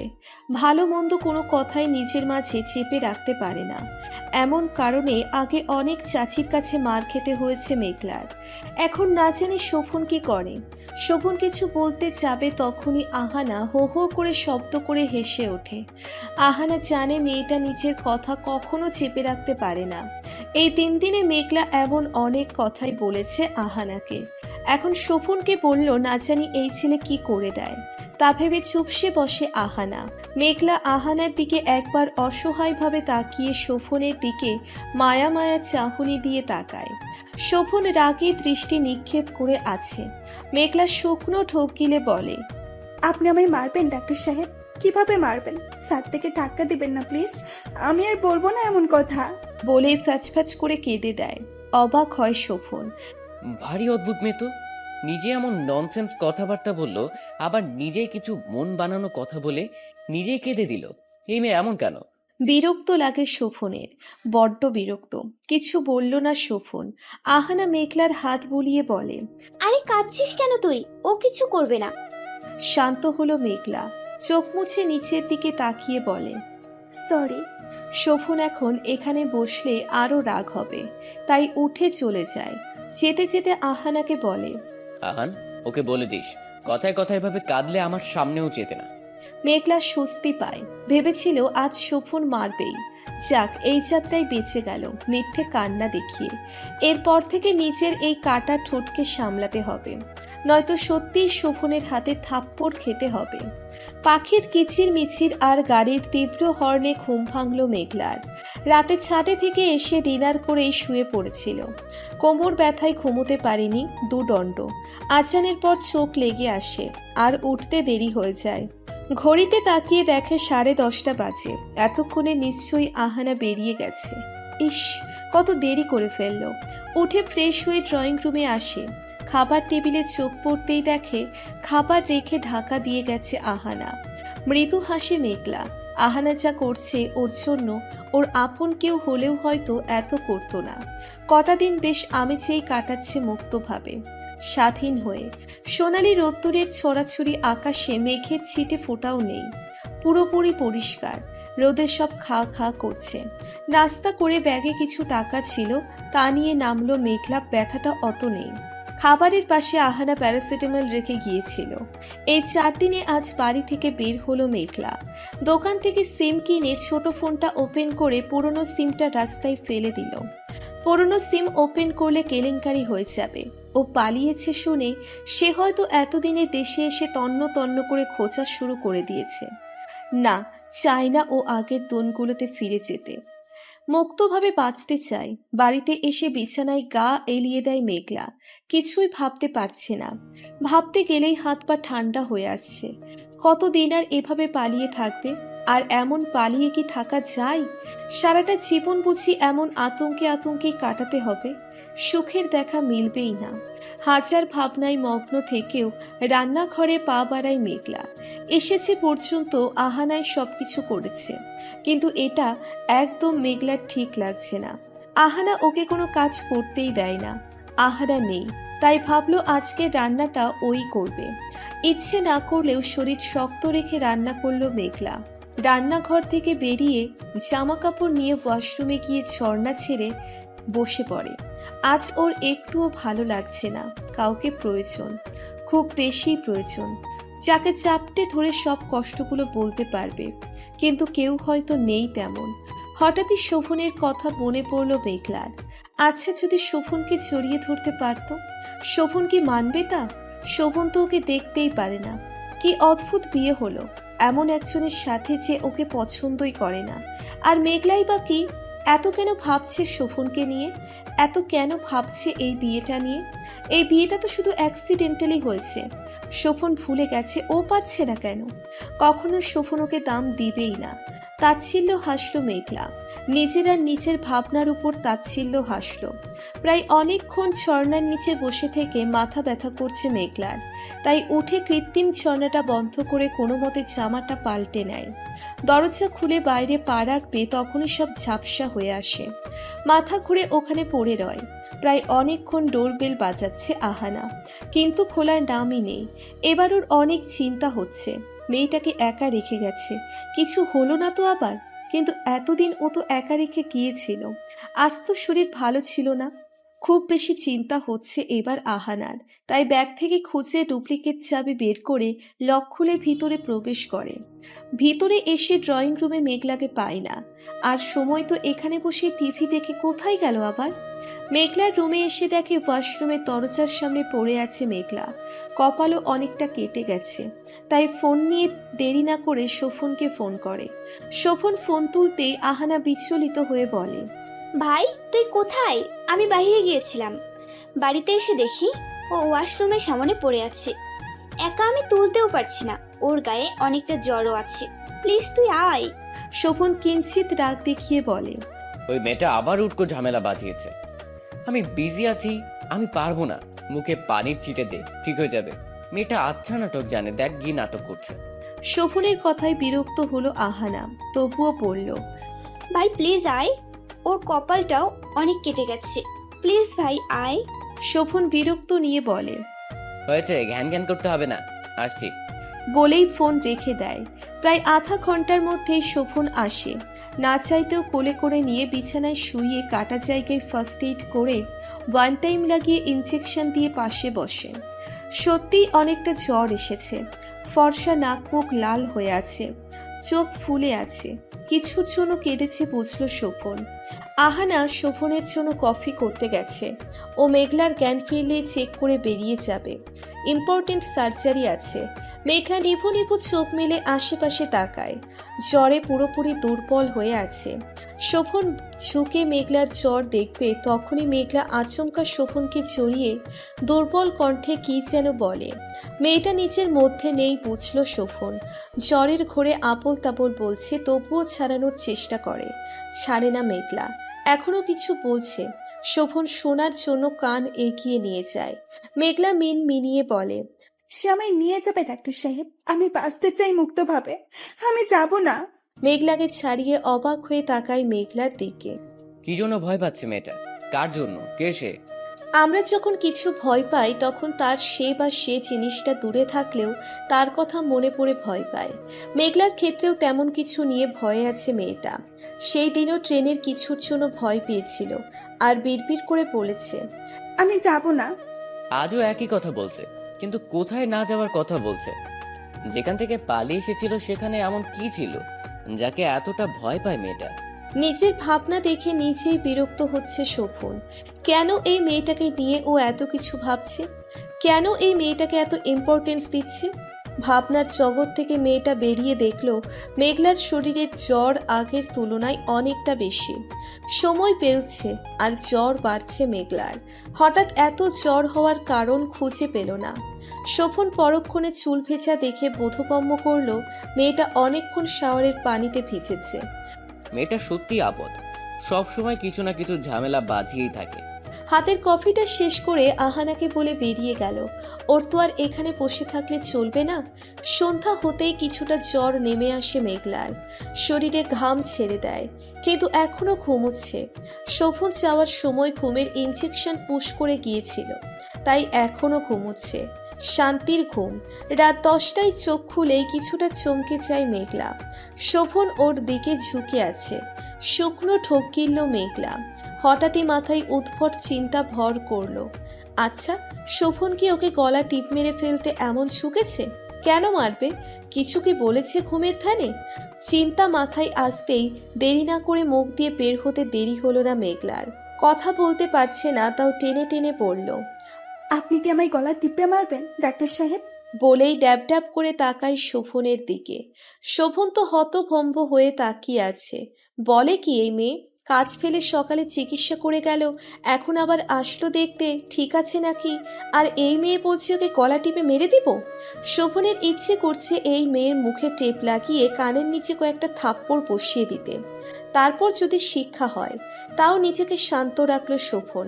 পিছন থেকে আহানা সব শুনছিল। মেঘলার এমন কথা শুনে কিছুটা ভড়কে যায় আহানা। না জানি শোভন কি করবে, হয়তো থাপ্পড় দিবে। ব্যাপারটা সামলে নেওয়ার জন্য এগিয়ে গিয়ে মেঘলার বাহু চেপে বিছানার সাথে হেলান দিয়ে বসিয়ে আমতা আমতা করে বলে, আরে কি বলছিস মেঘু? তোর জ্বর এসেছিল তাই শোভন চেক করতে এসেছে। জানিস, সেই দুপুরেও একবার এসেছিল। মেঘলা একবার আহানের দিকে তাকিয়ে শুকনো ঢোক গিলে বড় বড় চোখে শোভনের দিকে তাকিয়ে মুখ চেপে ধরে। ইস, আবারও মুখ ফসকে ফালতু একটা কথা বলে ফেলল।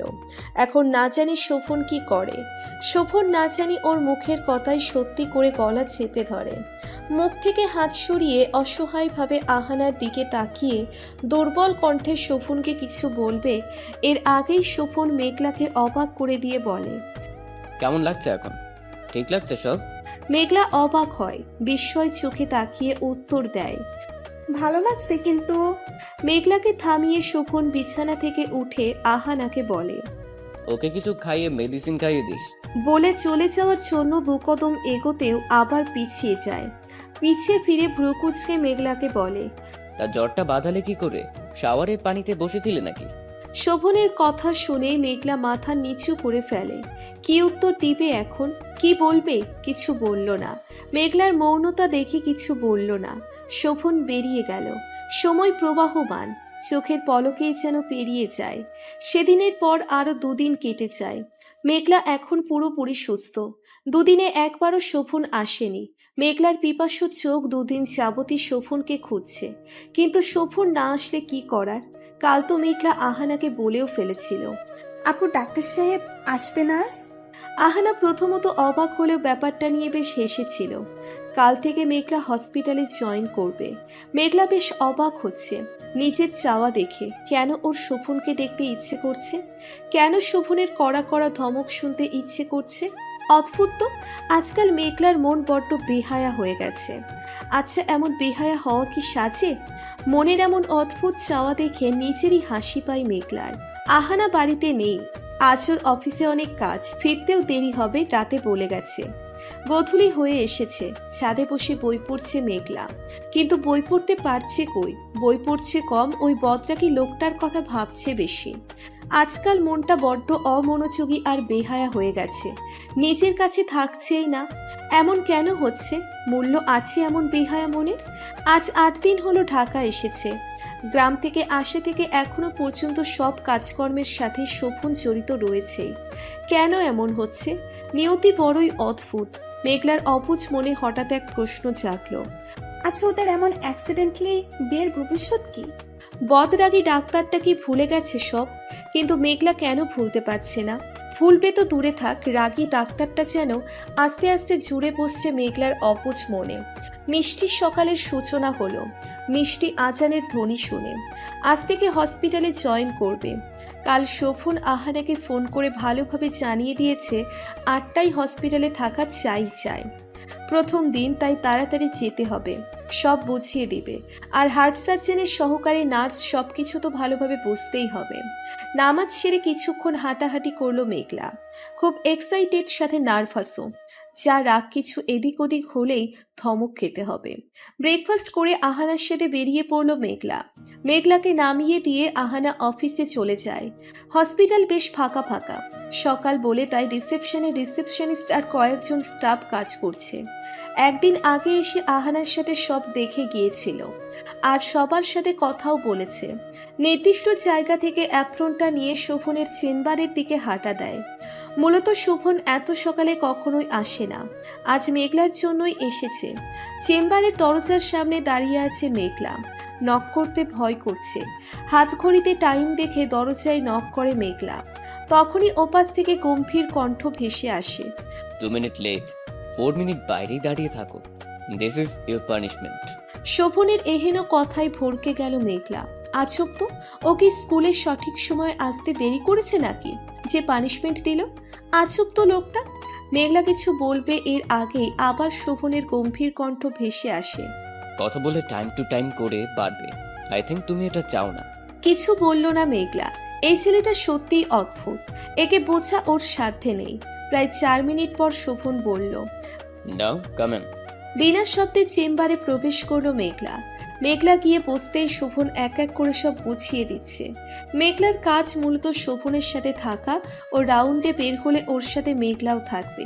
ওর আন্ডারে যে রোগীগুলো আছে তাদের ইনজেকশন থেকে শুরু করে সব মেঘলারই দেখা, এবং সার্জারির সময়ও থাকতে হবে মেঘলার। এই হসপিটাল বাদেও বাইরে 3টে হসপিটালের চেম্বারে উইকলি 2 বার করে বসে শোভন, সেখানেও থাকতে হবে। সবকিছু বোঝানো শেষ হলে একটা ফর্ম নিয়ে কিছু বুঝিয়ে যাচ্ছে, আর মেঘলা শোভনকে দেখছে। শোভন হাত নাড়িয়ে ভ্রু কুচকে কুচকে কথা বলছে। বেশ ভালো লাগছে মেঘলার। মেঘলা ফ্যালফ্যাল করে শোভনের দিকে তাকাতাকি করে ঠোঁট শুরু করে স্মিত কণ্ঠে বলল, নিজে একজন হার্টের ডক্টর হয়ে আমাকে কেন হার্টের রুগী বানিয়ে দিয়েছেন ডাক্তার সাহেব? আমি যে কঠিন অসুখে আক্রান্ত হয়ে যাচ্ছি, যে অসুখের আরোগ্য আপনি ছাড়া আর কেউ ভালো করতে পারবে না ডাক্তার সাহেব। শোভনের কর্ণকুহর অবধি মেঘলার এমন অদ্ভুত বাক্য পৌঁছল না। শোভন শুনলে হয়তো এখনই কেলেঙ্কারি ঘটে যেত। মেঘলার গালে 2-1টা থাপ্পড়ও হয়তো পড়ত। মেঘলার এমন মিনমিনিয়ে বলা কথা শুনলেও শোভন ঠিক বুঝেছে এই মেয়ে এতক্ষণ মন দিয়ে শুনলেও এখন অমনোযোগী হয়ে আছে। ব্যাপারটাই ওর রাগ লাগলেও মেঘলার সাথে রাগটা দেখালো না। বোঝানো শেষ হতেই শোভন উঠে একটা মোটা বই ড্রয়ার থেকে নিয়ে মেঘলার দিকে এগিয়ে দিয়ে বলে, টেক ইট। মেঘলা গোল গোল চোখে তাকিয়ে ঠোঁট শুরু করে বলে, আমি এটা দিয়ে কি করব ডাক্তার সাহেব? শোভন আরেকটা বই বের করে পৃষ্ঠা উল্টাতে উল্টাতে বলে, বই কেউ কাউকে দেয় কেন? খাওয়ার জন্য তার দেয় না, অফকোর্স পড়ার জন্য। পড়তেই দিয়েছি, কিছু কিছু মার্ক করা আছে, সেগুলো পড়ো। মেঘলা নির্বোধের মতো তাকিয়ে বলে, আমি কি ডাক্তার নাকি যে এই বই পড়বো? না না, এটা বরং আপনার কাছেই রাখুন, আমি পড়বো না। কাজ থাকলে দিন, কাউকে চেক আপ করতে হবে। বলুন তাহলে, রাউন্ডে বের হবেন না? চলুন তাহলে। শোভন বিরক্তি নিয়ে বলে, আমার সহকারী নার্স তুমি, কিছু কিছু বিষয় জানা আবশ্যক। আর তোমার মতামত চাইনি, পড়তে বলেছি পড়ো। আজ প্রথম দিন, তাই কাল থেকে যাবে। আর তোমার লাগ ভালো, তোমাকে আমার চেম্বারে বসতে দিয়েছি। আগে যে ছিল তাকে প্রয়োজন ছাড়া সামনেই আসতে দেয়নি। কিছু বলল না মেঘলা, বইটা নিয়ে ঘাটা শুরু করলো। দুজনের মাঝেই পিনপতন নীরবতা। আজ প্রথম দিন বলে মেঘলাকে কোনো কাজ দেয়নি শোভন। প্রায় অনেকক্ষণ বই ঘাটাঘাটি করে বিরক্ত হয়ে ধপ করে বইটা টেবিলের উপর রাখে। ওর কি এমন বসে থাকতে ভালো লাগে? ও তো সবসময় ছোটাছুটি করতে পছন্দ করে। হঠাৎ শোভনের দিকে চোখ পড়তে দেখে মন দিয়ে বই পড়ছে। অন্যদিকে যেন ওর খেয়ালই নেই। কি সুন্দর লাগছে, কেমন একটা গাম্ভীর্য থাকেই মুখে। আচ্ছা, একটু হাসি হাসি থাকলে কি হয়? শ্যামবর্ণ চেহারাটা মিষ্টি মিষ্টি ভাব। আচ্ছা, শোভন সত্যি সুন্দর নাকি মেঘলার চোখেই সুন্দর? হয়তো ওর চোখেই শুধু সুন্দর। হাসলো মেঘলা, মিষ্টি হাসি। হাসিতে মিশে আছে অজস্র ভালো লাগা, অজস্র মুগ্ধতা। আর মুগ্ধতার কারণ ওই শ্যাম পুরুষ, যে দিন দিন ওকে পাগল করে দিচ্ছে। আচ্ছা, এটা অপরাধ নয় কি? কাউকে না জানিয়ে এই যে কারো হৃদয় চুরি করে নিয়ে যাচ্ছে, এটা কি অপরাধ নয়? দণ্ডনীয় অপরাধ। নিজের ভাবনা দেখে হাসলো মেঘলা। ও দিন দিন যে পাগল হয়ে যাচ্ছে এটা নিয়ে ওর কোনো সন্দেহ নেই। আচ্ছা, ওই শ্যাম পুরুষটা কি চায়? ও পাগল হয়ে যাক, মানুষ পাগল বলে ডাকবে, তাতে ওই শ্যাম পুরুষের ভালো লাগবে? আচ্ছা, ওই শ্যাম পুরুষটা যে ওকে পাগল করে দিচ্ছে, উনি কি মেঘলার মনের সূক্ষ্ম আরোগ্য হবে, নাকি তাতে নাকচ করবে? মেঘলাকে এমনভাবে নিচের দিকে তাকিয়ে থাকতে দেখে কিছুটা অপ্রস্তুত হয়ে পড়ে শোভন। এমন তাকিয়ে আছো কেন? হঠাৎ কঠিন কণ্ঠ শুনে ধ্যান ভাঙে মেঘলার, কিন্তু চোখ সরায় না। একইভাবে তাকিয়ে থেকে আনমনে বলে, আপনি অনুভূতি মানে বোঝেন ডাক্তার সাহেব? বোঝেন না আপনার হার্ট নেই? হার্টের ডাক্তার হয়ে কৃত্রিম হার্ট নিয়ে ঘুরছেন আপনি? বিস্ময় চোখে তাকালো শোভন। কি বলছে এই মেয়ে? কথার মানেটা বুঝলো না শোভন। হয়তো বুঝলে এখনই দু একটা থাপ্পড় বসিয়ে দিত। কঠিনভাবে তাকিয়ে কাট কাট কণ্ঠে বকল, হোয়াট ননসেন্স মেঘলা, কি বলছো এসব? মেঘলা এবার ঠিক হয়ে বসলো। এমন কাট কাট কণ্ঠ শুনে কিছু বলল না। শোভনও আবার নিচের পড়ায় মন দিল। শোভন এখনো এক ধ্যানে বই পড়েই যাচ্ছে। মেঘলা আবার হাত টেবিলের উপর রেখে সেই হাত দিয়ে গালে হাত দিয়ে এক ধ্যানে শোভনকে দেখছে। ওর অন্য কোথাও মনোযোগ কোথায়? সব ধ্যান তো শোভনের কাছে সীমাবদ্ধ। বেশ কিছুক্ষণ পর অ্যালার্ম বাজতেই মেঘলা চমকে উঠে হুড়মুড়িয়ে ঠিক করে বসে। শোভনের ফোনের অ্যালার্ম বেজেছে। এখন ওর আন্ডারে থাকা রোগীদের চেক আপে বের হবে। ও সব কিছুতেই টাইম মেনটেন করে। ওর কাছে সময়ের অনেক মূল্য। টাইম ওয়েস্ট একদমই পছন্দ করে না।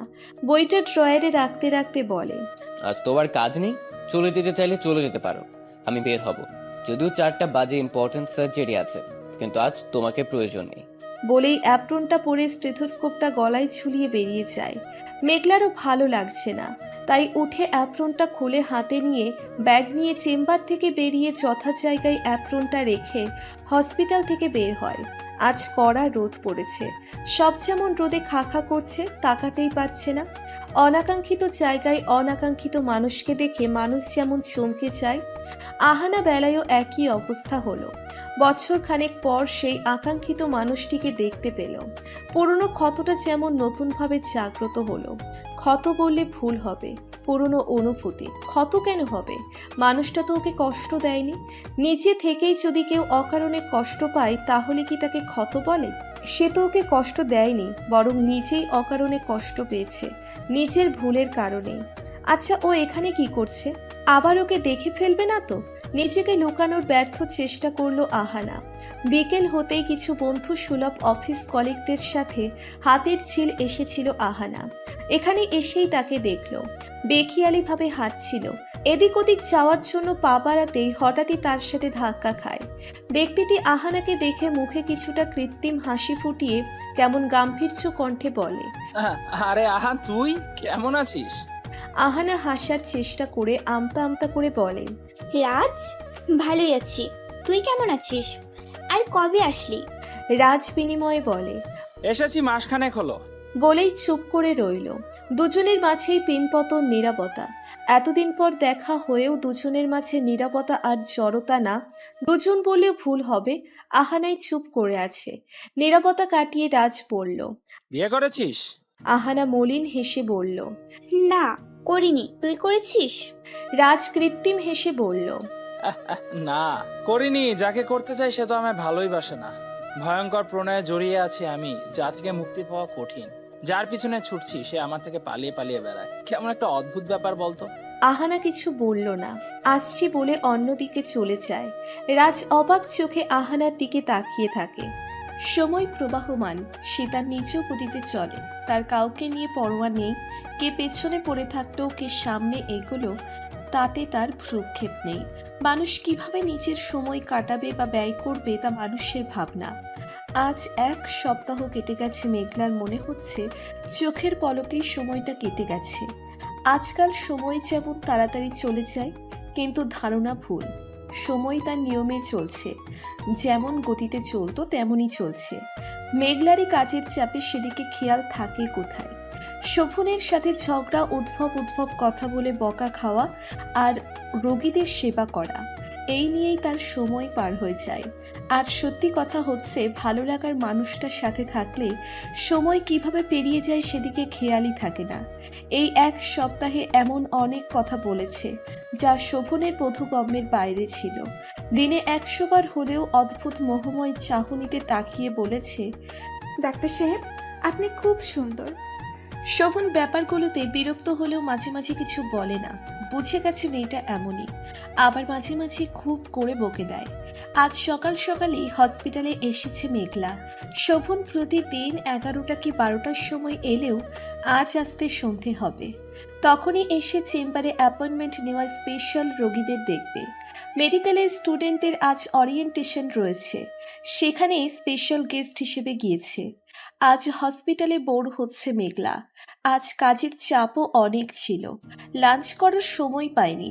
বিকেল 4টে বাজতেই একটা রোগীকে মেডিসিন দিয়ে শোভনের চেম্বারে এলো। স্টাফ মাত্রই পরিষ্কার করে বের হলো। শোভন না থাকলে এখানে আসে না, আজ আসলো। সকাল থেকে একবারও শোভনকে দেখেনি। ভালো লাগছে না ওর। লোকটাকে যেন চোখে হারাচ্ছে মেঘলা, অথচ সেই লোকটা একটুও পছন্দ করে না ওকে। শোভনের আশেপাশে থাকলে ভালো লাগে মেঘলার। আচ্ছা, এমন কেন হয়? আজকাল শোভনকে না দেখলে ওর কোনো কাজেই মন বসে না কেন? এমন অনুভূতি হয় কেন? মূল্য কি এসবের? কেন এত দুর্বল হয়ে পড়ছে শোভনের প্রতি? শোভন তো ওকে পছন্দই করে না, তাও ওর ওই শোভনের প্রতি এমন লাগে কেন? সব কি ওই পবিত্র সম্পর্কটার টান? এত শক্তি ওই বিয়ে নামক সম্পর্কটার? অথচ বিয়ে নামক সম্পর্কটা হয়তো শোভন ভুলেই গেছে। আর ভুলবে নাই বা কেন? অ্যাক্সিডেন্টালি জিনিস কেউ মনে রাখে? শোভন মানুক আর না মানুক, শোভন তোর স্বামী, এটা তো জানে। এটার জন্যেই হয়তো এমন টান, এমন অনুভূতি। আচ্ছা, নাম কি এই অনুভূতির? ভালোবাসা, আবেগ নাকি মোহ? সত্যিই কি আবেগ বা মোহ? আর ভালোবাসাই যদি হয় তাহলেই বা কি? কোনো মূল্য নেই। না আছে ওর, না আছে ওর অনুভূতির। তাই আবেগ ভেবেই উড়িয়ে দিল মেঘলা। বুক চিরে পেরিয়ে এলো গভীর দীর্ঘশ্বাস। যে দীর্ঘশ্বাসে লুকিয়ে আছে ব্যথিত কিছু কথা আর তাচ্ছিল্য নাম না জানা অনুভূতি, যার কোনোই মূল্য নেই। না আছে এই সমাজের কাছে, না আছে শোভনের কাছে। শোভনের যোগ্যও নাও। ব্যথিত জীবনটা সব সময় ব্যথিতই রয়ে যাবে। কেউ বুঝবেই না কখনো। কে বলবে ওর মাঝে হাজার ব্যথা লুকিয়ে থাকে? যার ভিতরটা ক্ষত বিক্ষত থাকে তার উপরটা সবসময় চকমকেই হয়। হাসির আড়ালে আবডালে লুকায়িত কষ্টগুলো চকমকে হাসির মাঝে লুকায়িত রয়ে যায় সর্বকাল। আজ সারাদিন খুবই ব্যস্ত ছিল মেঘলা। দুপুরের পর দুদণ্ড বসতে পারেনি। শোভন আসলো 6টায়। এমার্জেন্সি হার্টের রোগী আছে, তাই তাড়াতাড়ি করে এসেছে। মেঘলা তখন শোভনের ফোনে বলা কথা অনুযায়ী রোগীর প্রাথমিক চিকিৎসা করে ক্যানেল লাগাচ্ছে। তাড়াতাড়ি শোভন কেবিনে ঢুকলো সবে। দেখেই বোঝা যাচ্ছে কিছু কারণে চোটে আছে। মেঘলা সেদিকে তাকায় আর বেখেয়ালি রোগীর হাত থেকে অনেকটা রক্ত বেরিয়ে যায়। শোভন তা দেখে চটে যায়। তাড়াহুড়ো করে রোগীকে চেক করতে করতে বলে, স্টুপিড কাজ করার সময় খেয়াল থাকে কোথায়? আমার মুখের দিকে তাকাতে বলেছিলাম। কতটা ব্লাড বেরিয়ে গেল। Get out. তোমার কিছু করতে হবে না। বেশ চেঁচিয়ে কথাগুলো বলাই সবাই তাকিয়ে আছে শোভনের দিকে। আর এটা নতুন নয়, ও সব সময় এমন। ওর রাগ সম্পর্কে সবার ধারণা আছে।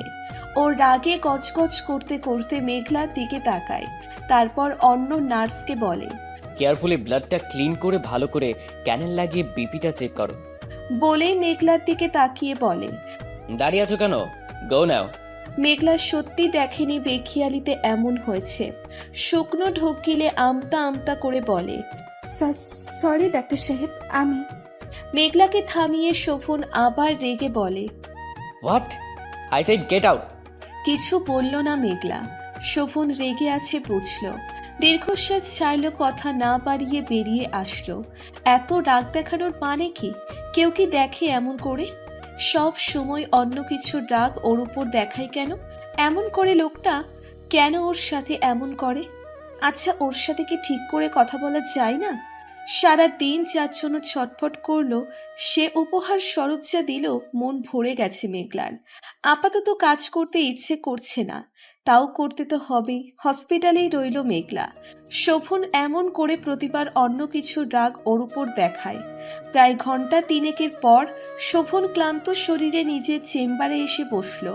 তখন মাথা গরম ছিল, এখন একটু রিল্যাক্স লাগছে।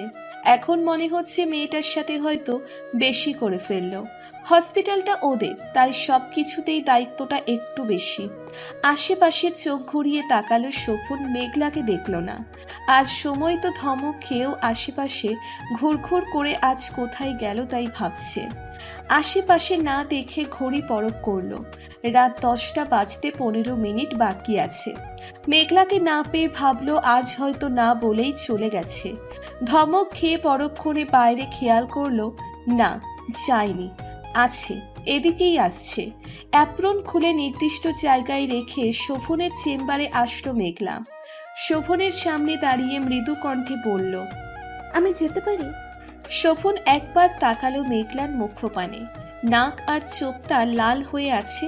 মেয়েটা অত্যন্ত ফর্সা হওয়ায় চেহারাখানা লাল হয়ে আছে। মেয়েটা কি কেঁদেছে? হয়তো কেঁদেছে। ইস, বেশি করে ফেললো হয়তো। আড়ষ্ট চোখখানা নামিয়ে নিল।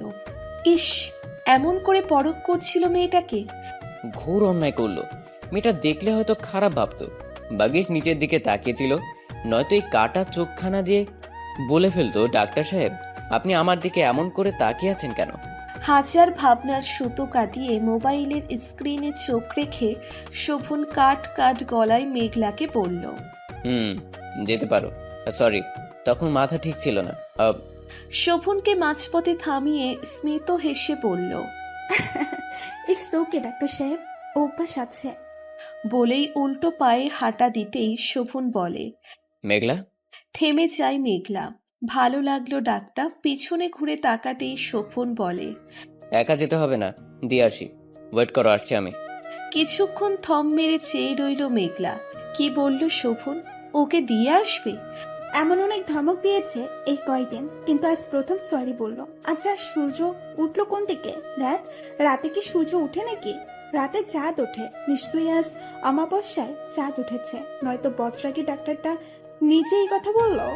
মেঘলা তর্জনী দিয়ে চশমাটা একটু ঠেলে উচ্ছ্বসিত কণ্ঠে বলল, অমাবস্যায়ও আজ চাঁদের দেখা মিলল ডাক্তার সাহেব। হ্যাঁ, আজ উঠেছে মস্ত চাঁদ। রাতের আকাশে মেঘের ভেলা। মস্ত এক ভেলা সযত্নে সন্তর্পণে হেঁটে হেঁটে এক প্রান্ত থেকে অন্য প্রান্তে গিয়ে জমাট হচ্ছে। আর সেদিকটা আরো বেশি অন্ধকার করে দিচ্ছে। আধার মাখা আকাশ, কি মন কাড়া দৃশ্য। অমাবস্যার মতো তীব্র অন্ধকার চারিদিকে। এতক্ষণ চাঁদটা আবছা আবছা মেঘের আড়ালে উকি বুকি দিলেও এখন আর দেখা যাচ্ছে না। লজ্জা পেল কি চাঁদটা? সব সময় তো জলজল করে নিচের রূপ দেখাতে ব্যস্ত থাকে। হুটহাট আবার লজ্জা পেয়ে মেঘের আড়ালে মুখও লুকায়। এবারও কি লজ্জা পেয়ে মুখ লুকালো মেঘের আড়ালে? নাকি মেঘ পুরোপুরি চাদরের ন্যায় ঢেকে দিয়েছে ওই সুন্দর চাঁদটাকে? মেঘটা কি কারো সৌন্দর্য দেখতে ভালো লাগে না নাকি? মেঘে ঢাকা চাঁদ কি সুন্দর বাক্য, কিন্তু বাক্যের ন্যায় দৃশ্যটা একদম সুন্দর নয়। সুন্দর চাঁদটা দৃশ্যমান থাকলেই কি সুন্দর দেখায়? একেবারে চোখ ধাঁধানো সুন্দর দেখায় তখন। রাতের আকাশের চাঁদ না থাকলে ভালো লাগে কি? রাতের সৌন্দর্য বৃদ্ধি করেই তো ওই সুন্দর চাঁদটা। বিদ্যুৎ চমকাচ্ছে আকাশে, বিদ্যুতের ন্যায় আকৃতি হচ্ছে ক্ষণে ক্ষণে, আরো বিকট শব্দে গুরুম গুরুম করে হাঁক ছাড়ছে। কি বিকট সেই শব্দ! হাওয়ার তালে তালে গাছের পাতা হেলে দুলে উঠছে। কাউচে বসে প্রকৃতির মনোরম দৃশ্য দেখছে মেঘলা। তীব্র বাতাস শরীর হিমেল করে তুলছে। ঝিরিঝিরি বৃষ্টি পড়ছে। প্রেমপূর্ণ আবহাওয়া প্রেম বিলাসীদের জন্য যথার্থ সময়, প্রেমময় মুহূর্ত। ঘুম আজ দেখা দিচ্ছে না চোখে। ঘুম আজ বড্ড অবাধ্য হয়ে উঠেছে। এমন অবাধ্যতার মানে আছে কোনো? আজকাল ঘুম কেন ওর কাছে আসে না? ধ্যান জ্ঞান সব যেন অবাধ্য হয়ে গেছে। শোভন দিয়ে গেছে বাড়ি অবধি। আহানাও শোভনকে দেখে অবাক হয়েছিল। ও যে মেঘলাকে পৌঁছে দিতে এসেছিল তা দেখে আহানা অবাক হয়। সারা রাস্তা কিছু না কিছু কথা বলেছিল মেঘলা। অবাক হয়ে শুনেছে সবটা। প্রথম ওর সাথে শোভন ভালো করে কথা বলেছে। অবুঝ মনটা আরো দুর্বল হয়ে পড়ল। যে তাকে শোভন বুঝেছে। অনুভূতিগুলো নাড়া দিয়ে উঠল যে আবার। কি সুখকর অনুভূতি! আহা, কি আনন্দ! আচ্ছা, এত সুখকর অনুভূতি তো আগে হয়নি, তাহলে আজ হলো কেন? শোভনের জন্য? আজ সে নিজ থেকে কথা বলেছে তাই? আচ্ছা, সত্যি এমন অনুভূতির নাম কি? আবেগ হলে কি এতটা গাঢ় ভালো লাগা কাজ করত? আবেগ নয়, মেঘলা জানে এটা। তাহলে কি? ভালোবাসা। তবে কি সত্যিই ভালোবেসে ফেলল শোভনকে? হাসলো মেঘলা, একা বসে হাসলো মিষ্টি হাসি। এই হাসিতে মিশে আছে হাজারো ভালোবাসার অনুভূতি, হাজারো স্বপ্ন, নতুন কিছুর আশা, তীব্র আশা, আর সব কিছুর মুগ্ধতা। মনে যে আজ নতুন করে রং লেগেছে। হিমেল বাতাসেও প্রেম প্রেম গন্ধ ছড়িয়েছে। তাই তো এমন নতুন নতুন অনুভূতির সাথে পরিচিত হচ্ছে। নতুন নতুন স্বপ্ন মন গহীনে উকি মারছে। হঠাৎ কিছু মনে পড়তেই গুটি গুটি পায়ে রুমের দিকে গিয়ে আলমারি থেকে একটা ডায়েরি বের করলো। নীল রঙের ডায়েরি। এতে জুড়ে আছে হাজার ক্লেশ বাক্য, বন্দি খাঁচার কষ্টের স্মৃতি, আর